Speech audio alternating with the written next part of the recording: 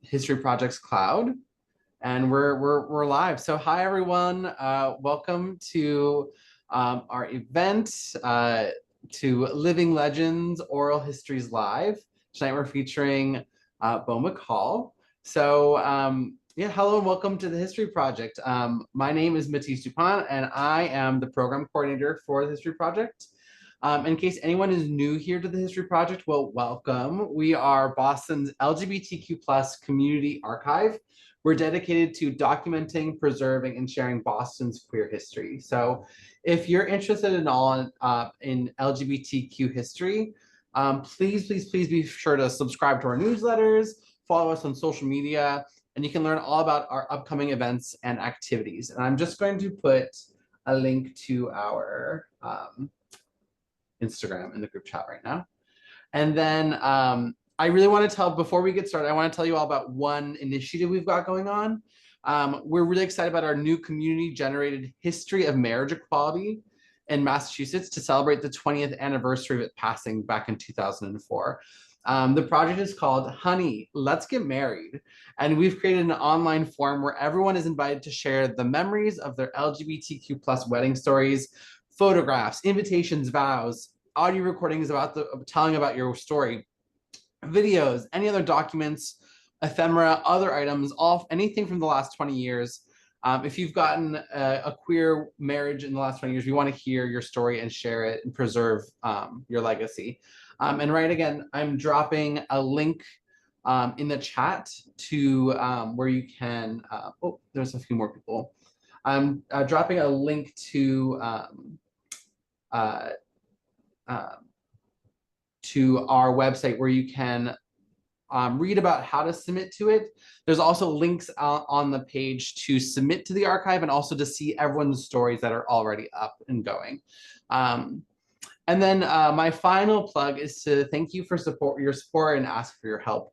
As community archives that is funded by the community, any donations to the History Project directly supports our mission to document, preserve, and share LGBTQ history. Gifts of any size will help us to do that. You can go make a donation here. Once again, another link in the chat. And if you want to support the History Project's initiatives. Before we get to the event, I want to now pass it over to tell you a little bit more about our co-host for the event, Child's Gallery.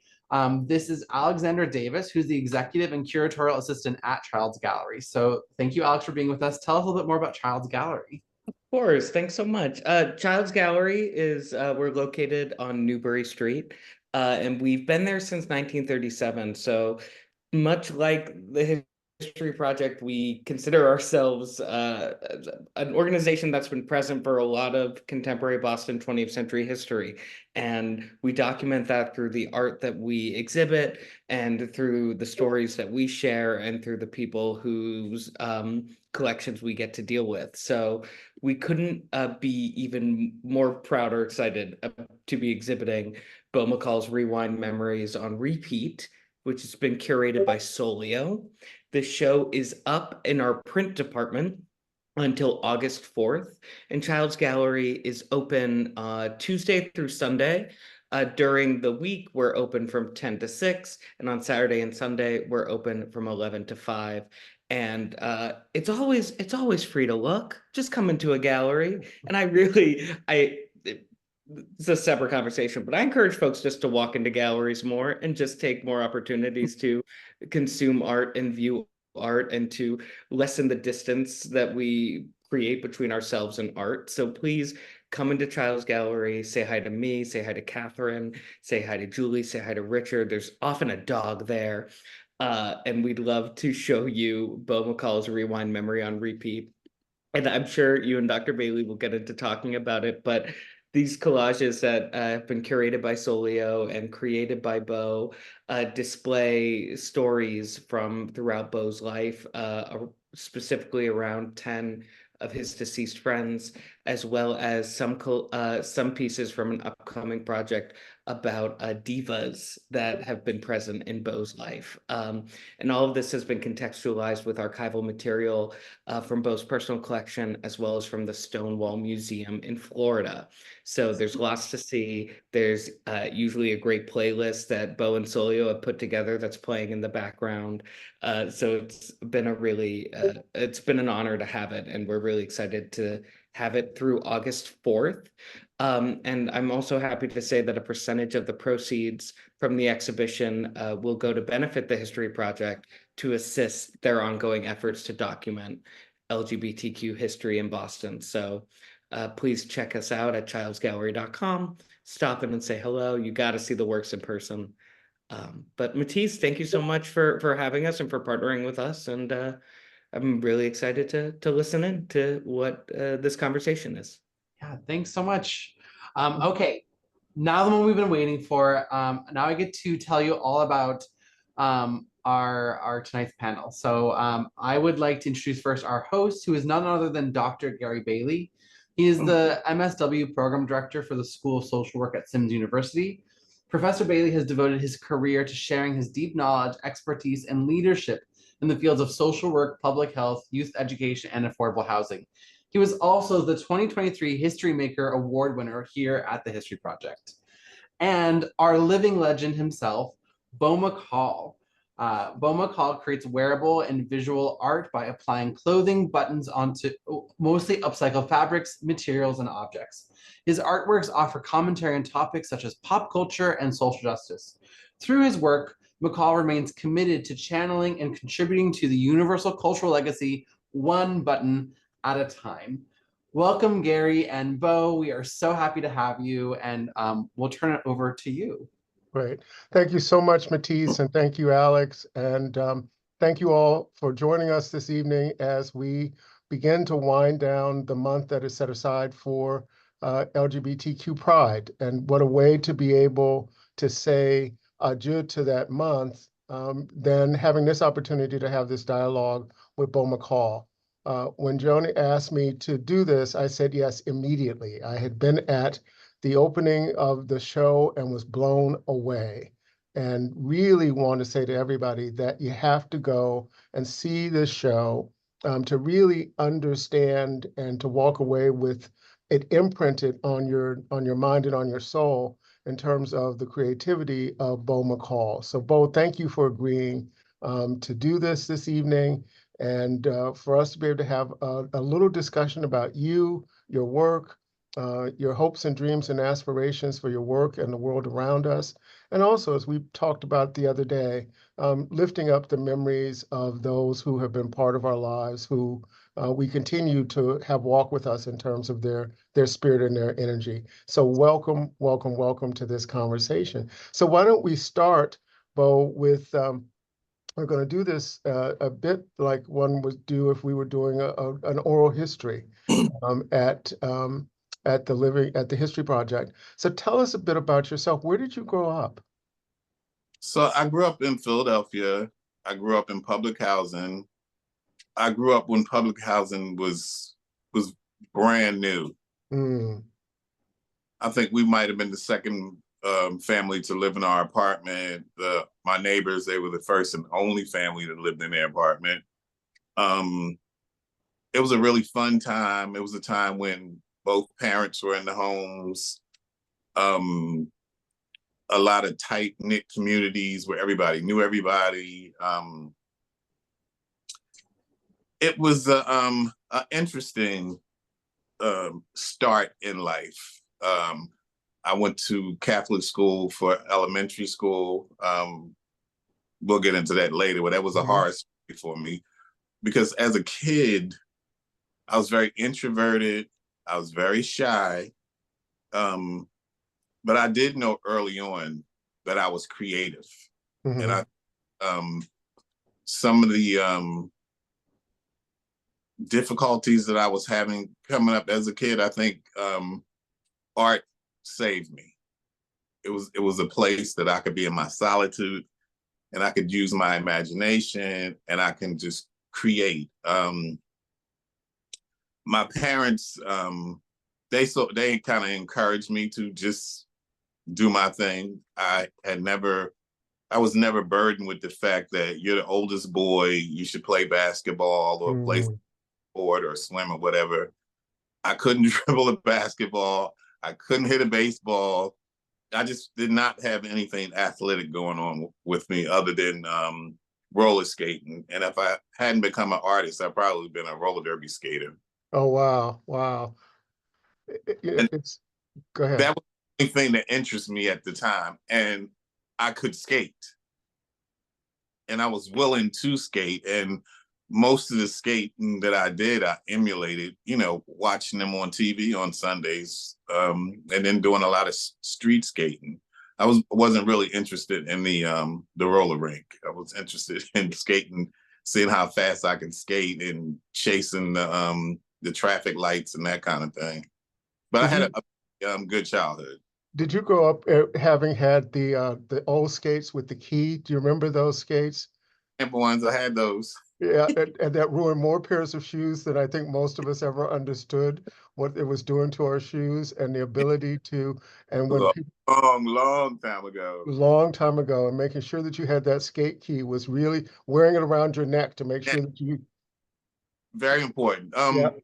If out of anything athletic, I enjoyed skating the most because it was something that you didn't need a team to do. You didn't need part of a team. I can remember being in gym class and everything was team related. And I wasn't going to live up to my part of the deal.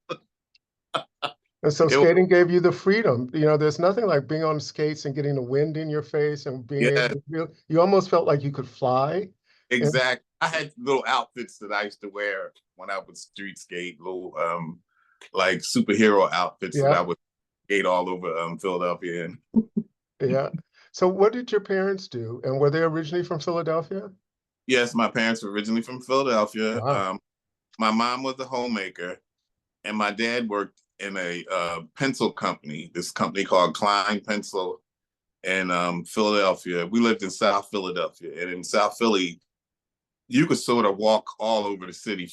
It was a very good location for us. So we could walk in Center City. We could walk to the movies. We could walk to shopping areas. I loved the location because you didn't need public transportation. I was a housewife. And then my dad, he would make us custom pencils with my brother and myself. Our names would be on our pencils, and then he would cool pencils to the school. So we thought we was a big deal because I had my name on my pen. But that was a very big deal. That was a very big deal back then. And if it was embossed in color, like red or green or anything else. Yeah, so that was interesting. But even from there, like I said, I knew I was creative at an early age. I don't know where the energy was coming from, but I used to like to make things. And then I noticed like kids of that era, everybody was into comic books and superheroes, right? I did the flip side of that. I was into comic books, but I never read the superhero comics. It was Archie. I was obsessed with Betty and Veronica. Yeah. And it used to be this comic book called Millie the Model. Oh God! So you knew your path right away. In the back of Millie the Model, it will be paper cutouts, paper dolls, right? Oh, I remember that. And I had stacks of these cutouts in a little box in my closet, which I thought only I knew. And I think my mother got a hold of it one day. But it allowed you to be creative and to design and to really feed that creative spirit that was just part of who you were. It sounds like it's part of your DNA. Yeah, it was already there. Yeah. And so did you have brothers and sisters, any siblings? Well, at the time I had 2 brothers and 1 sister. And it was just, it was a great feeling because then we all ate at the dinner table together. We did family stuff. We went out together. And then my parents they split up when I was like around 10 years old, right? Mm, And at the time, I really didn't think that if it affected me personally. You know, we just went on with our lives. But I know my mom, we used to go to therapy. mhm, And by this time I was in I think I was in high school, and my first two periods was my art class. And I hated going to therapy because it interfered with the art class. mhm, mhm, And I hated going because every time we would go, they would make my mother cry. mm, Start crying. We would all start crying. And I couldn't understand, you know, I was a kid, I couldn't understand why we were in therapy. And I don't know what she thought we were going to do without the presence of my father. My father still came around. He just didn't look. mhm. So the dynamics of the house changed. Right, right, right. And I don't think it affected me until in my later years when I really understood what happened and why it happened, Mhm. you know. So, you know, we survived, we moved on. But you know, it's so amazing that your mom, and I don't know what year that was, but within African American communities and families, therapy is not what we do. No, It is we no, pray it away, we sing it away, we lock it down, and that's how we deal with our affect and our feeling, much to our detriment, quite honestly. But the fact that she took you all to therapy is really powerful and innovative back in the day. yeah, well, my mom was kind of ahead of the curve on a lot of things. Um, I just don't think that she believed in herself Mm, strong enough. But you know, she took us through some rough times, and I think she did a great job with us. That's wow. not that everything was we had breezed right through the early part of our childhood, but you know, we had difficulties. We had some road bumps here and there, but for the most part, it was a pleasant and happy journey. You know, I don't Wonderful. have any youthful horror stories. Well, it's interesting. It sounds like that gave you a foundation. So from that foundation, when did you begin to realize that you were gay, and when did you come out, if you came out is in that way? Well, you know, in my head, I always knew that I was different from Hmm. for the longest. All the children in my family were males, and I had one female cousin. Um, they never made me feel like I was an outcast. They never made me feel like I didn't belong. They never othered me. It was just, Hmm. oh, he's one of the boys, whatever. Hmm. Um, in my head, I knew it was something different from me and my two brothers. Right? I couldn't explain it. And then one day, it was me and my youngest brother. He was maybe about 7 or 8 years old. And we were on the elevator going to our apartment. And one of the older teenage guys, we were on the elevator. It was just us three. And he just looked at me out of the clear blue. He said, "You're going to be a faggot when you grow up." Hmm. And it wasn't so much of him calling me a fag. Hmm. He said it in front of my little brother.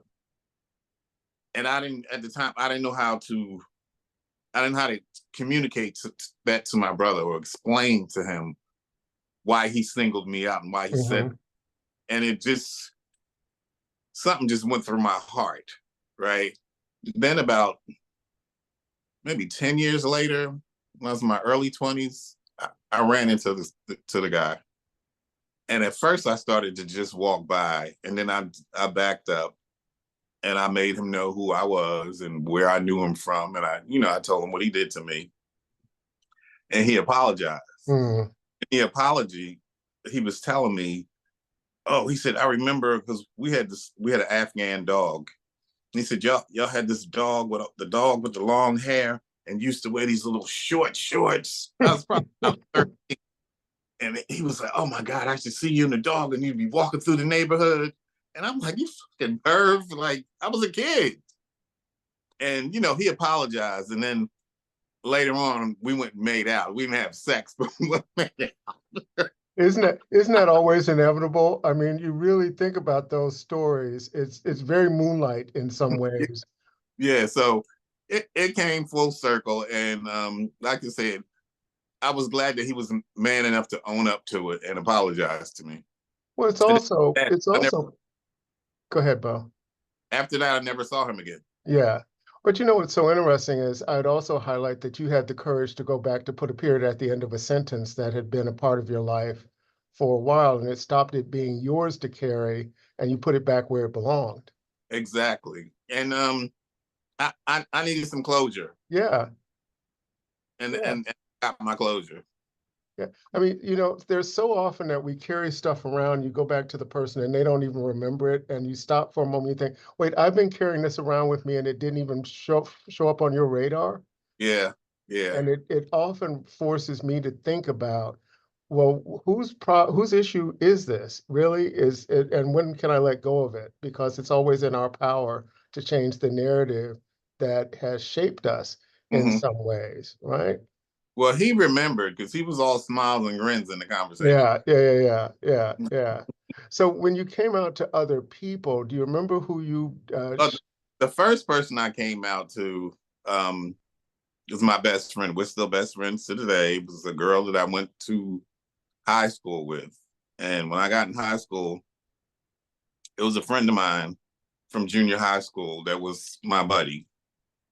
So we went to high school together, and we just two two young guys in high school. I didn't know anybody, and this one particular day, and then I like dressing up, so I Mhm, dressed to go to school. Not like these kids today. I had on slacks and shoes like I was going to a disco or something or whatever, right? mhm.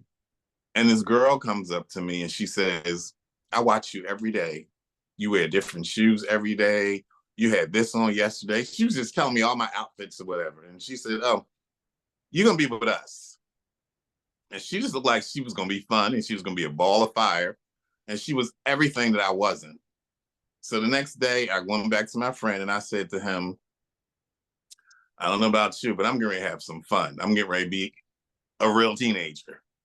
And from that point on, we were still friends, but I never hung out with him again. And Mm, um, when I became a teenager and I start doing the things that teenagers did, because for the most part, everything I did was centered around family, family, mhm, family. mhm, So we graduate from high school, and she was just very ambitious, very aggressive, um, very forward thinking for a young woman at that period in time. And I think we were going shopping this particular day, and I was in the car with her, and I said I had something to tell you, and I didn't know how to tell her. She was like, mm. "Say it, say it, say it, say it, say it." So I'm crying and falling all out. I was like, "I'm gay." She was like, "Is that all? Like, is that all?" And it was a relief that she was like, I just love you for who you are. I don't care about all the other stuff. You'll get past it, and we're still friends till this day. That was the first person that I verbally came out to. I just felt like in my heart and soul, my heart of hearts, that she was truly my friend. Mhm, And mhm, we had our ups and downs, and we went through moments that we wasn't talking to each other. But in the end, we were still diehard friends. I didn't let people talk about her. She didn't let people talk about me. We still defended each other. mhm, mhm. I remember she came to school one time and she shaved all her hair. And they was like, "Oh my God, you still gonna be with her? She's bald headed." I'm like, "That's my friend." Yeah. But you know, when you make those kinds of friends and with those kinds of memories and the ability to know that there's someone who knows you before, in some ways, you really knew who you were and Mm-hmm. watch that evolution, that's what constitutes family and that Mm-hmm. kind of connectedness that we all need as an anchor. Um, so that's so important. She would go to the club when I first started going to the club. She would go to the clubs with me and everything. Yeah. Um, And now you can look back at it and laugh and talk about the days you'd be going out at 10 o'clock versus turning over in bed at 10 o'clock. yes, those kinds of differences. So I'm curious, as you look at this evolution and getting involved with the community, Philadelphia always had a very powerful gay scene, and particularly a Black gay scene. I'm trying to remember, there was a really well-known Black gay club there that the name is escaping me. I'm It's the smart place. Smart place, and I'm confused, but and because folks I know used to go there all the time. But Yeah. what was that like in terms of Philly and the Black gay scene? Well, when I first came out, the first gay club that I went to, it was called the Olympia Ballroom. And it was in our neighborhood. We could walk there. And I can remember one of my friends I used to hear, they were already out. I was just coming out. Mm-hmm. And they were the club, Friday night, this, that, and the other. Like, well, when are y'all gonna take me? So nobody wanted to be the one to introduce me to the lifestyle. Mm. So another friend came over and I was like, y'all going to the club tonight? And they was like, yeah. I was like, I want to go, but they don't want to take me. So he took me and I went and I was like in awe. Like I've seen men dance before, but I had never seen men slow dance before. Mm. And when I saw that, I was like, do they do this every week? So they was like, yeah, they play slow music or whatever. I was like, well, I'm coming back next week. And that's when the adventure started, where I got to meet other gay people. I got to see the lifestyle up close, up front, and personal. I saw like the lesbians and the drag queens at the time, and one of these queens, we end up. Well, actually, it's Cypher Dean that's in Rewind. When I first met Cypher Dean was presenting himself as a woman, as Debbie. And when I saw him, I thought it was a woman. I just thought it was this little chubby girl. Mm-hmm.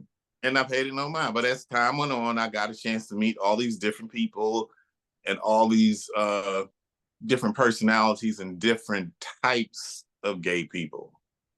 And I was just fascinated, but I was comfortable.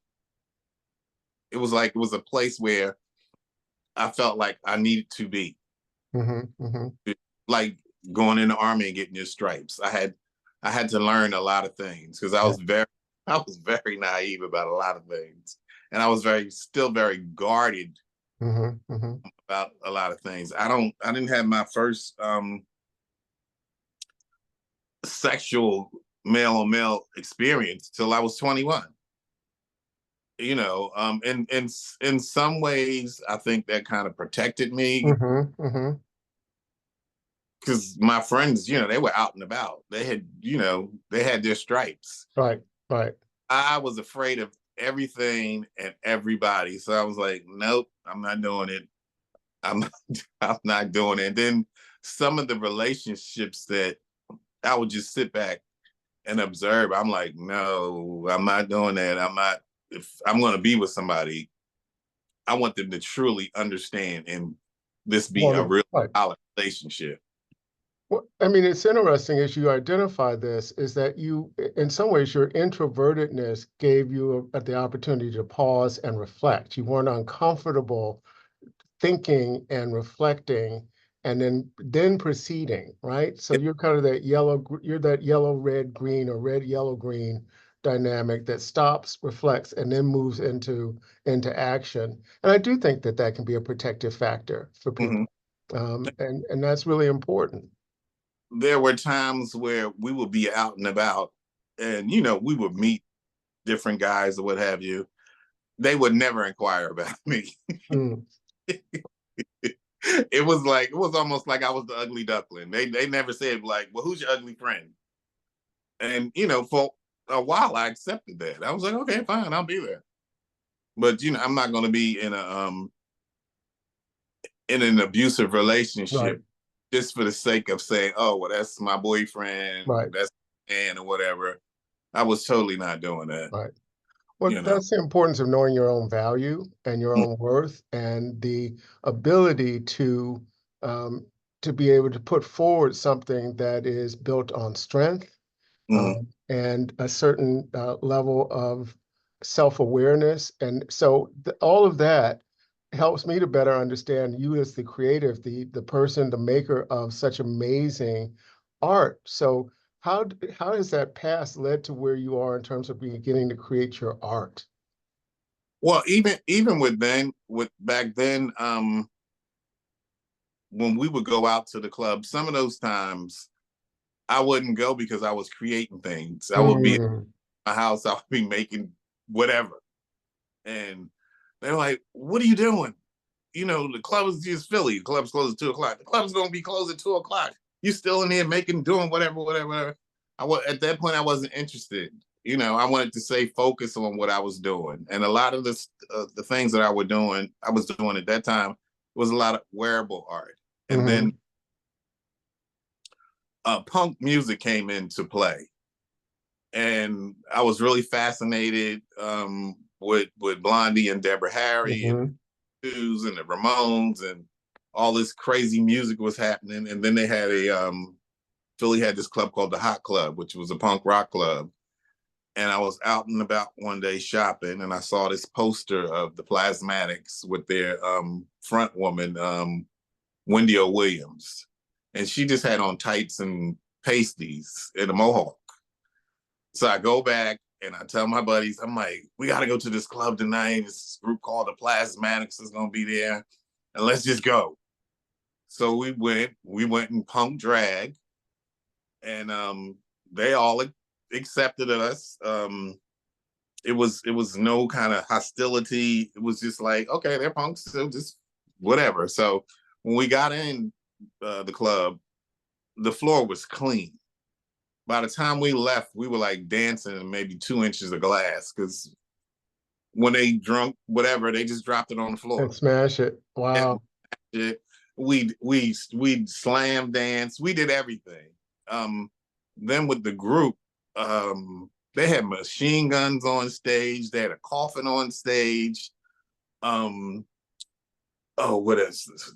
One of the guys, the guitar players, was dressed like a maid. We were like in awe. We was like, oh my God, is this what it is? And we can be ourselves, and we can come Mm. and and high heels and wigs and just express ourselves, and nobody's gonna bother us. So we went there a few times, and then we had this the Elk Center.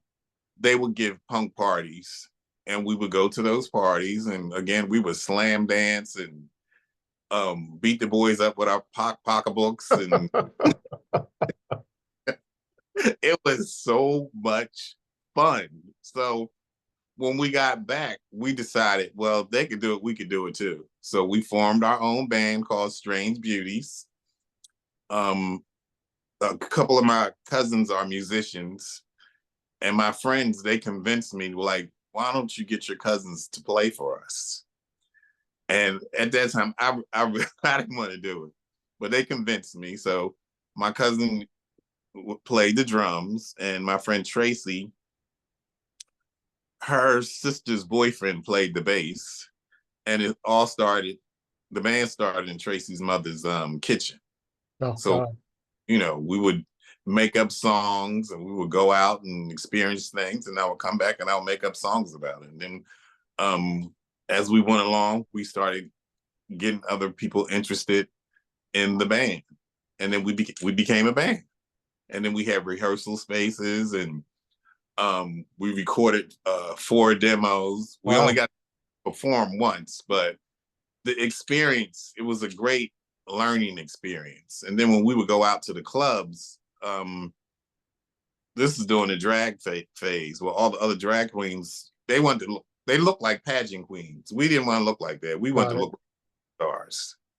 So when we would come out, they would say, here come the Strange Beauties. Because, we would have all these wild hairstyle, wigs and stuff, and the fishnet stockings and the pinned up stuff and ripped stuff, and a lot of leopard and animal prints and wild makeup. It was great. It was great. It was a great experience. So then how do you go from that kind of visual, which is so interesting, so your wearable art in that way, to where buttons become, and you still have wearable art, what you have on tonight is amazing. But how did that then evolve into buttons? How did buttons become part of your modality? Well, actually, in one of the pieces, I'm wearing this button sweater. Mm. Is the second piece that I did with buttons. So buttons were slowly coming into play. My mom had this jar of buttons in the basement, and I always tell people if I felt like I was having a conversation with this jar of buttons. Mm-hmm. Jar, put the jar back, open the jar up, play with the buttons, put them back. And then my mom came home with this black sweater. I said, well, let me just experiment and see what I could do with the buttons. The black sweater is in Fuller. It took me about 6 months to embellish the sweater. I wore it out to a club and oh my God, did you make this? Did you make this? I was like, oh damn, I'm getting all this attention over these buttons. So I went back and I made a sweater vest. And by this time we had the band and I wore it in one of our photo shoots. And then when we would go out, I was cutting shirts up and pinning stuff up, and I would lay my outfit out on the bed. And when I would go take my shower, my roommates would have my outfits on that I created for them. So it was a lot of that. And then when we would go thrift shopping, we used to fight and argue over dresses. Tracy was tall, broad shoulders, and we used to tease her and say she had these baseball bat legs. But she was the lighter one between the two of us, and so we call her the white woman. Yeah.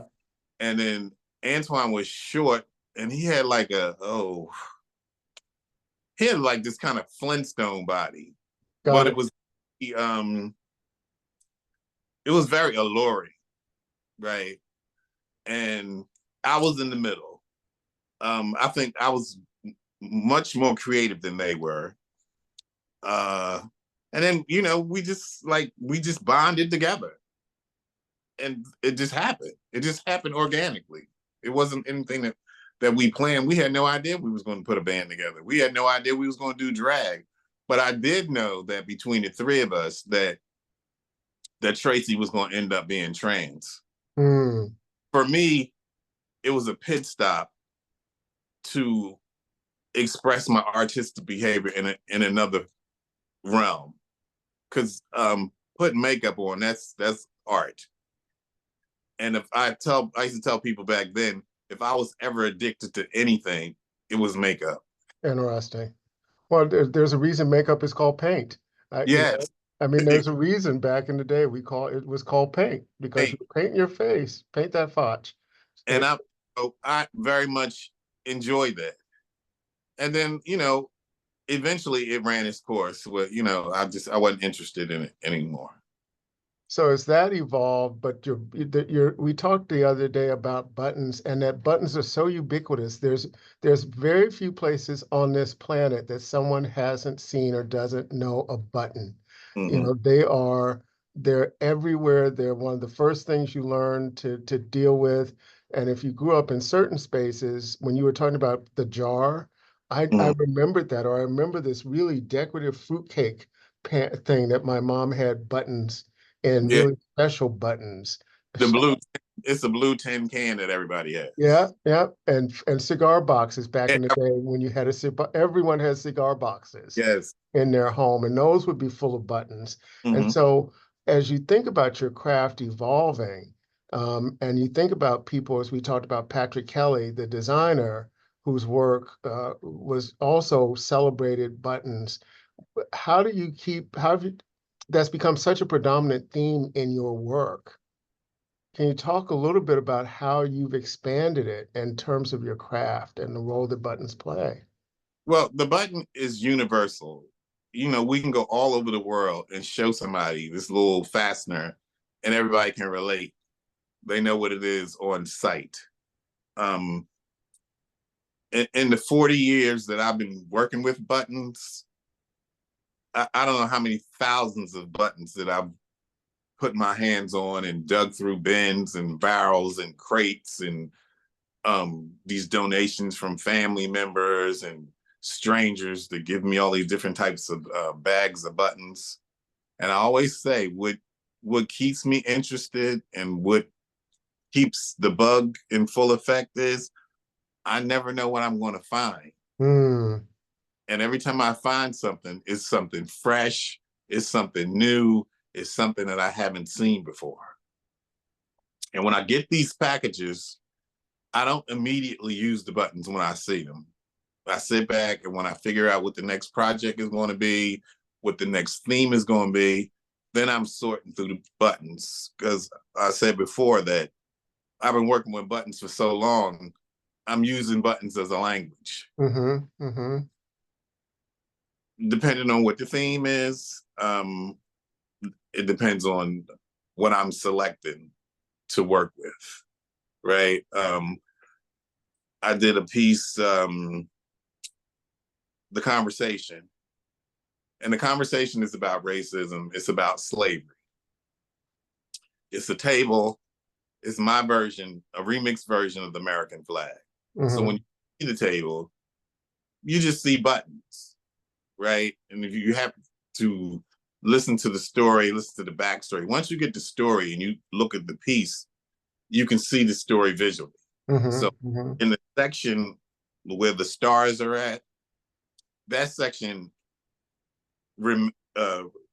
represents the South, and all the buttons in that section, they're cotton, representing the cotton field. And then when you get to the stripes, it's those we call them Canal Street bags here in New York. They come in red, white, and blue plastic bags, Mm-hmm. shopping bags. So I use that as the base for the stripes. And when you look at it again, you'll see African masks of all different kinds representing the Atlantic slave trade. Mm. And then I have this technique that I call stacking. And I stack about 10 or 15 buttons on top of each other to make these little, it depends on what it is. Sometimes they look like spikes. In this particular thing, they look like little cities within the piece. Wow. In that piece, it represents commerce. It represents the money that's being made off the backs of slaves. Mm-hmm. And then you see a lot of flowers, and the flowers are America living in luxury, smelling the flowers. Mm-hmm. Flip the table over, you see American currency. You see dollar bills, you see $5 bills, $20 bills, and that's the money that's being made off slaves. So it depends on what the piece is and how I utilize the button and how I select the buttons. And for me, like I said, it keeps it interesting because I'm just not using a bag of white shirt buttons or the little tortoise buttons that you find on overcoats or your suit. I have buttons. Some buttons are custom made. Then I have buttons that are dyed certain colors, like with the tub is based on Ntozake Shange's poem, Red Poem #1. Mm-hmm. I call the color lipstick red. I don't know what he calls it, but I call it lipstick red. And in that particular piece, I saw For Color Girls on PBS. And Lynn Whitfield, she's the lady in red. And the first time I saw Lynn Whitfield, she was very, very young in this. She was like oozing sex appeal. Yes. So when it came time for us to select the poems, I went back because I saw that when I was younger. And I watched it and I listened to her and I, went back and forth like, what can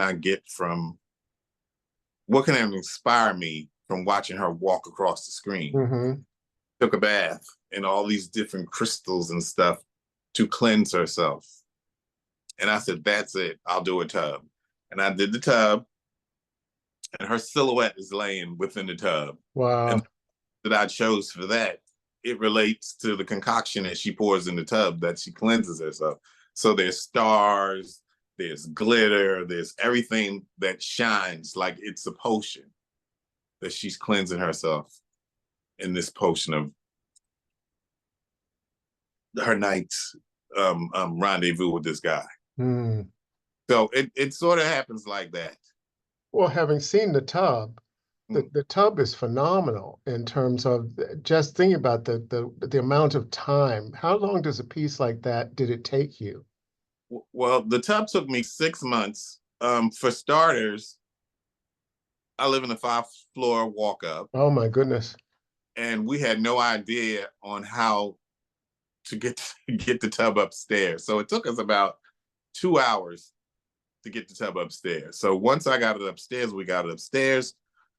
It sat in the living room for maybe 2 or 3 weeks because I knew what I wanted to do. I just didn't know how to execute it. I didn't know when.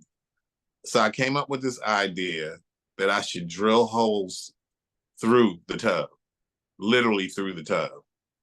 I had never used a drill before.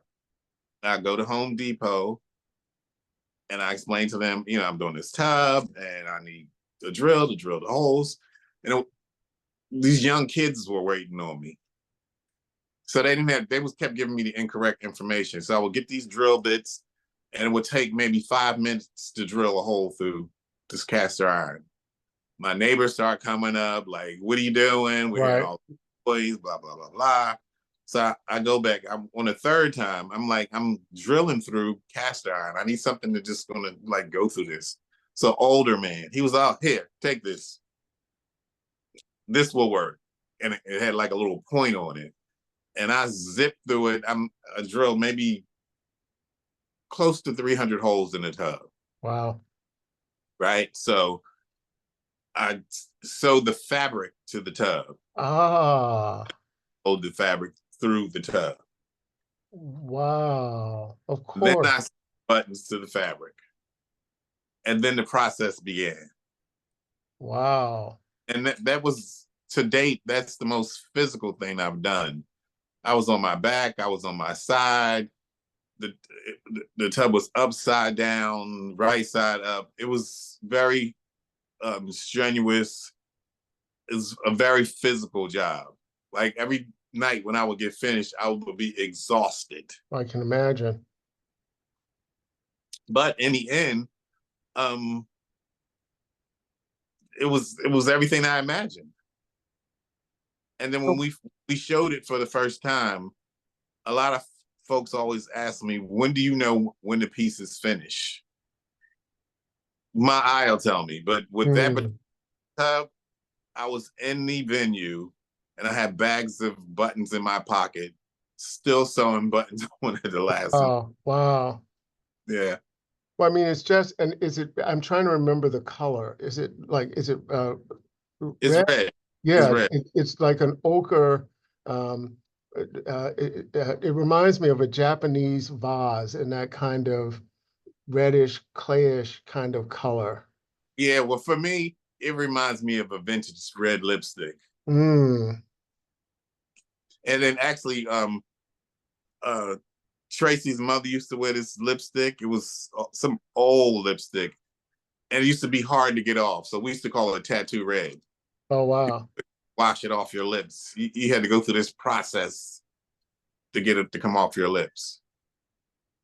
Cold cream days, that kind of cold cream makeup that you needed to take off because you literally had scalpeled it on to yourself. Yeah.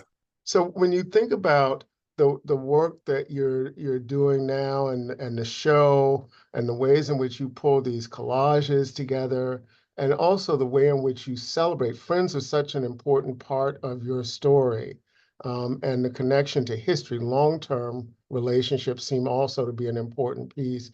Mm. Your work now, Rewind Memories on Repeat, celebrates some of the people who you've lost. Mm-hmm. And that they're part of some of these collages. Can you talk a little bit about what that process has been like? Well, with the Rewind, these guys help mold me as a person. Most of them they had way more experience than I did as far as the lifestyle was concerned. They had been out way longer than I have. So it was a learning process. And then when we met, it was almost like meeting another part of myself. Like the part of me that was all caged up and bottled up, and I didn't know how to express myself. So through them, I learned how to open the box out and just be my true self. They all had different personalities. They were all unique. Like I said, Tracy wanted to be a singer more than the two of us wanted to be singers. But for me, she didn't have that gene. Like every time she would sing, I would hear other people. I never heard her. Got it. That was my ride or die. Like the day before I started that project, she died. So that was very emotional. Then we had Trey was on the verge of becoming a comedian. He did a couple shows, a gay comedian. This was back in the early 90s. That wasn't heard of. And then we had Joey. Joey wanted to get into politics. We had Charles. Charles wanted to be a singer. He could sing. He's the male version of Phyllis Hyman. Wow. Cypher Dean was a shyster, but he was a lot of fun. And then but you had to know what to do with him. Exactly. Yeah. Then we had Tony. Tony worked at the Smart Place Club, and Tony was he was a bartender, and him and Charles, those were the only two that I considered like they were my blood brothers. Something about them and how we communicated with each other. And then my family knew all these people. They just was very special to me, and it was a very special point in my life that I needed them to move to the next phase in my life. Right. The only thing that I'm really I don't want to say disturbed, but I really thought we were going to be old together. I really thought that, we was going to be taking each other to doctor's appointments and pushing each other around our wheelchairs. And, we used to joke about things like that. And I remember Trey, he used to come to my apartment in New York. Sometimes he would just come up for a couple hours, and we would sit at my table and just talk about old times, because by this time it was 3 of us left. And he would always say, who's going to be the one left at the table to tell the story? And it ended up me and me. So I just wanted, in that project, I just wanted to preserve the memories of them, and I wanted to share them with the world. And then, it was a time wherein, there was no social media. There was no sitting down in front of a screen trying to meet somebody. These were genuine friendships that we were out and about and met each other up close and impersonal, whether it was walking down the street or in a club or shopping somewhere. We just bonded, and I was saying to Solio the other day, I think the reason why it's so painful for me, I know that none of them can be replaced, but when I made New York my home, I have many gay associates, but I don't have any gay friends. You know what I mean? I do.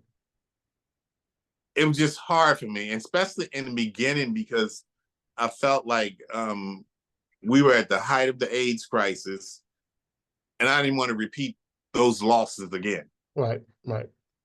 And then that's not to say that I didn't have the opportunity to develop other friendships, but I never did. Yeah. I never did. You know, the tragedy for so many of us who lived through that period, and I always say that my 30s were capped with loss. You know, I turned 30 and my friends started dying, and that just became the norm. And it was 30 years too soon from when you look at what we consider normal. The closest now is the pandemic, where people have lost people too soon as we Mhm. come out of that. And I think that shared collective grief is really powerful, but it also is hard when you're older, and to make the kinds of friendships and to have the kinds of experiences that you described. Some of it's just being silly and young, and it bonds you in a way that is really different when you're 30 or 40. You're not doing the same things in the same way. So I get Well, it. It's really challenging. by the time we get 30 or 40, we've been jaded by them. Yeah, We yeah, a whole life experiences, and we've been through all the highs and lows and all yeah, the different kinds of people and personalities. We know what to look out for. When you're yeah. young, naive, you meet somebody one day and you're best friends the next day. Right, right. Yeah, And yeah, like you said, it's not that easy to do as an adult. yeah. Well, I think that one of the things that's so important as we've had this conversation tonight is the ability to understand the way in which your art has been such a part of your journey almost from the very beginning. This what it means to be a creative, what it means to be able to be someone who, in your introvertedness, is a space for creativity and your ability to touch yourself and your soul and your spirit, and then to be able to create from that wellspring that is so important, and that you continue to do that and to continue to lift up the memories of those who've gone before you. So your collage, we all have our way of creating that quote panel, and this is Mhm. your way of creating a quote panel for Exactly. your loved ones. And and then I don't know if it's last, and it's definitely not least, but you and Solio have found each other and created a partnership and a relationship, that um, is That the I went my life for. yeah, that you've been waiting for, and it's the connective tissue Yeah. in some ways. And I think that is so very important to understand how art imitates life and life imitates art, and your ability to really create and to tell stories and to live an authentic life, I think is just so absolutely amazing. It's We're at time. It's been an hour conversation. Anything you want to say at the end? What I want to say is that when people leave my shows, wherever my shows may land, is that I want you to leave joyous with a Mm, face. And I want you to go home and tap into your inner creativity, right? And release all these things that's bottled up. And whatever it is that you end up creating, sitting on your table, hanging on your wall, let it be present in your life. Because when you look at it, it'll bring memories and it'll make you happy and it'll make you feel good. That's what my work does to me. It makes me feel good. And I told you the other night that I wasn't really sure of how much how much of myself I wanted to give. hmm And at this point, as long as I'm in my authentic self, I can give it. Well, I want to thank you for giving of yourself tonight and really of sharing in this hour the power of your presence and the presence of your power. And I want to encourage everybody to get their behinds over to the Child's Gallery to see this amazing exhibit, to get to the Fuller Museum to see other pieces of of their collection of Beau McCall's work. It will be worth it. And again, as he has said, he's giving you the gift of joy. He's giving you the gift of joy. Beau, thank you so very much for this. It's been an honor and a privilege. Thank you for having me. Absolutely delighted. I see. Matisse, Matisse, I'm going to turn back to you to close us out. Thank you. Thank you so much, Gary. Thank you so much, Beau. Wow. I feel so honored I got to listen to this conversation. That was so beautiful and so inspirational. And yeah, we're all about queer joy here at the History Project. So I'm so like excited to go and spend some time with your art. Well, thanks everyone for showing up. Thanks for coming. We'll be posting this on YouTube soon too. So if you didn't get to see all of it, you'll be able to see it there. Thanks again, Beau. Thanks again, Gary, and thanks again to Childs. And yeah, go see some art, everyone. Get your butts to the gallery, go to the museum, and have a great night, everyone. Great, thank you. Thank you all for listening. Thank you, and thank you, Solio, as well. Good night, Thank you, everybody. yes. Good Thank night, you, Beau. everyone. Good night.